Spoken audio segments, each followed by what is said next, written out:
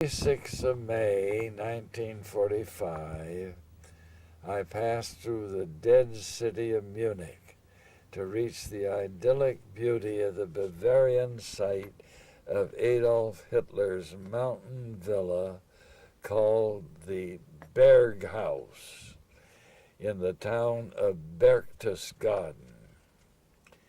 Heavily bombed, the French troop reached the burned house shortly before VE Day, wrecking and looting the area. My glass comes from a corridor reached by going through the large living room to a stairway, smoke from the fire marking the glass. When Hitler was living in Munich, he used to stay in the hotel Platterhof in Berchtesgaden. As his movement grew, more of his associates would go there too, until they took over the whole hotel. Later, we used that space for religious meetings. All Hitler's traits, so many of which were so terribly evil, the one thing that he cannot be faulted for was his appreciation of landscape. He appreciated the beauty of the German Alps, and none more so than from this vantage point in which he lived in the Berghaus.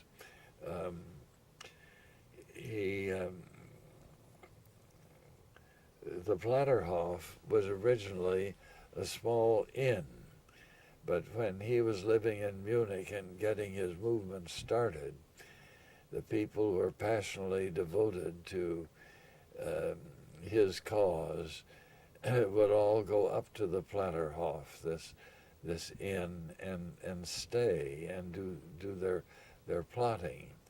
And as, of course, he became the head of the whole German government, the German people, now very enthusiastic about him. Can you say Hitler? About Hitler,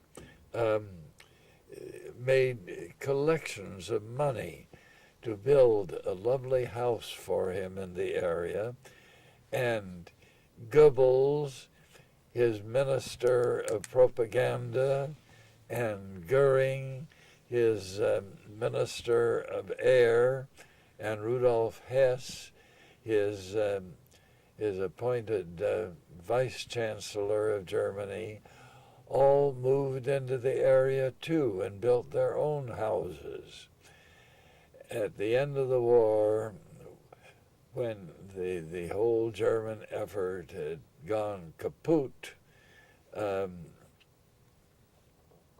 the Allies took over, and finally the area was given to the Americans, and the Americans decided to make the whole area available for religious retreats. And every year, from different Christian churches and from the Jewish community, they would have one large weekend going from Thursday through Sunday night to hold religious conferences, and so that was a very different use than to which these buildings had been put before World War II. Hitler himself is such a mountainous question. There's a very good book recently written, Hitler and History.